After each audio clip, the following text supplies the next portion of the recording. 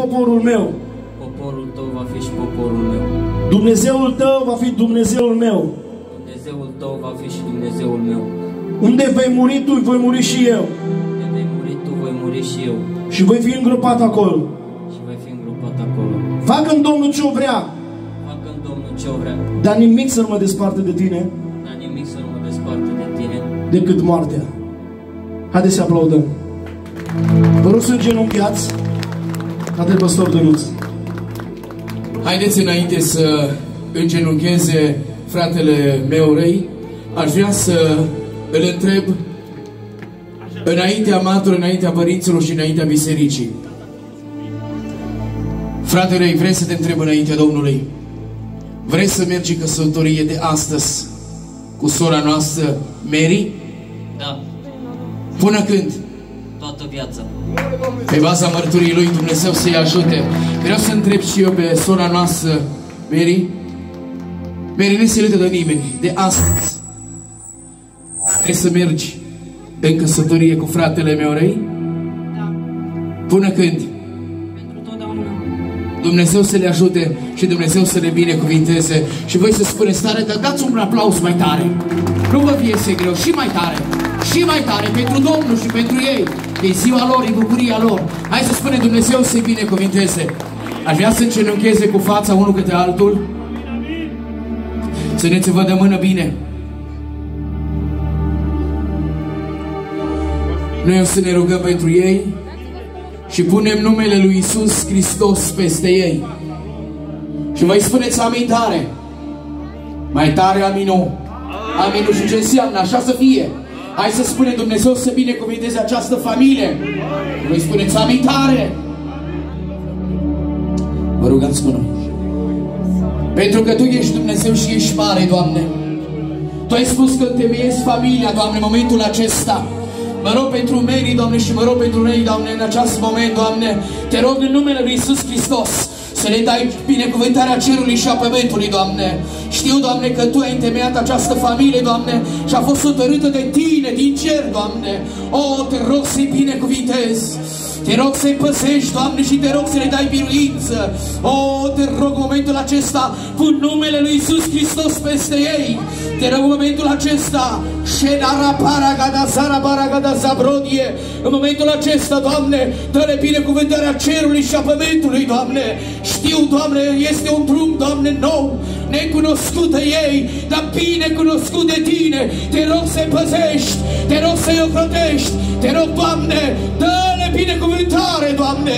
O, în momentul acesta dă-le dragoste, Doamne, față unul de altul, ca diavolul să n-aibă nicio putere, în numele lui Iisus Hristos. Te rog să-i binecuvintezi, așa cum să țină de mână în locul acesta, Doamne. Ține-le în brațul Tău, ține-le în carne de biruință, Doamne. O, mă rog pentru ei. Te rog să le dai binecuvântare. În casa unde locuiește, te rog să le-și belșug de pâine. Te rog să-i păzești de foc și de accidente. Păzește-le de boli. Te rog, Doamne Hristoase, binecuvintează-le. Doamne, că va fi hotărât de Tine din cer. Dă-le binecuvântare, Doamne. Dă-le copii binecuvântați. Te rog să binecuvintezi pe Mary, Doamne. Să știe, Doamne, că este, Doamne, o aleasă de Tine. Să-L iubească pe ei, Doamne, în momentul acesta. Te rog să-i pui în gând veșnicia, Doamne. Mă rog pentru ca frate, ca soră, Doamne, ca bărbat. Mă rog pentru ei, Doamne, în momentul acesta, fă-l un preot în casă. Te rog să asculte, Doamne. Te rog să fie binecuvântat de Tine, Doamne.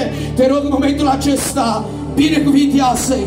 O, Te rog să-i unești în lanțul dragostei, Doamne, ca diavolul să n-aibă nicio putere, Doamne. O, Te rog, ajută-le, Doamne, juruința care o luat-o, ajută-le să țină până la capă, până vei veni Tu pe norii cerului. Te rog să le binecuvintezi, Te rog să le păzești de boli. Te rog să le dai binecuvântarea cerului și a pământului, Doamne. Noi știm că este momentul acesta. Chemăm numele lui Iisus Hristos peste ei.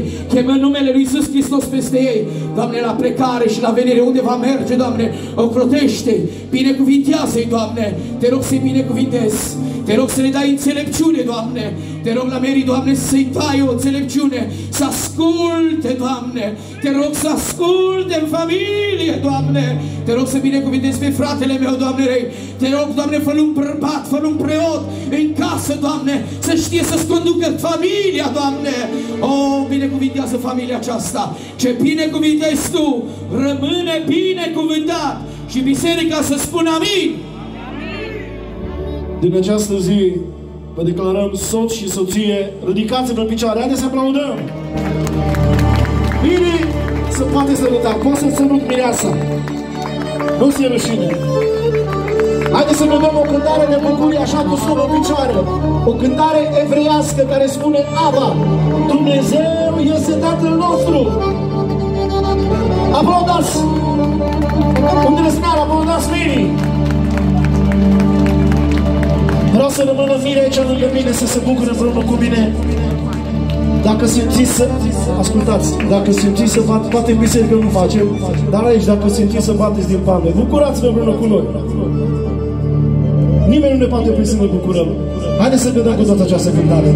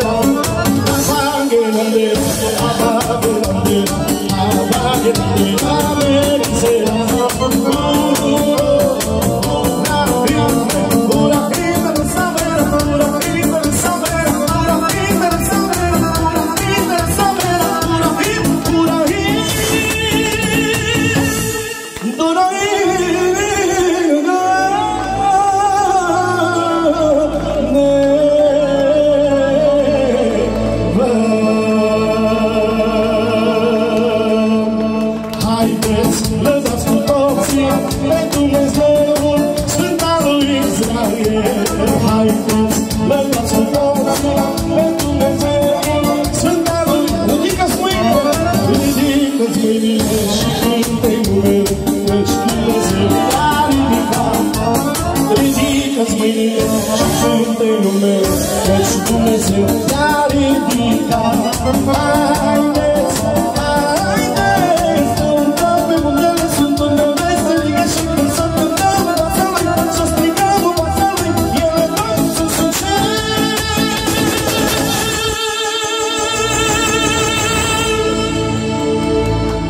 Ele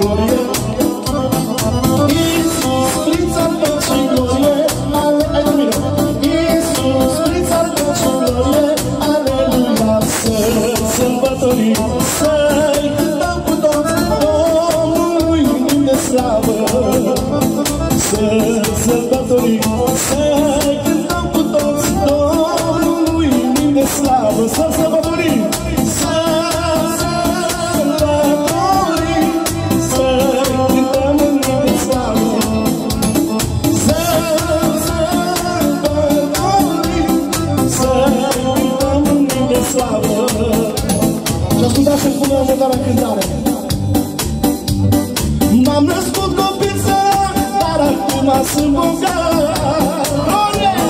M-am născut copil sărac, dar acum sunt bogat. De ce? Am plecat pe Mesia și mi-aduce mântuirea. Am plecat pe Mesia și mi-aduce mântuirea. Mă cred în tine, Doamne, mă cred în tine, Doamne. Și ce s-ar întâmpla toată viața mea, Iisuse, te voi bine. Cine se crede în Domnul? Mă cred în tine, Doamne.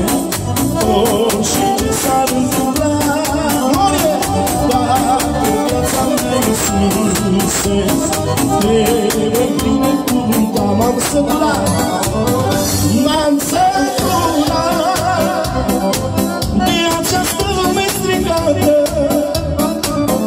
Primește-mă și dă-mi o inimă curată. M-am săturat, m-am săturat de această lume stricată. Primește-mă și dă-mi o inimă curată. Amin, vă rog să ne ocupați locurile. Încă o dată aplaudăm bine și bine vă puteam la boca. Domnul se binecuvânteze.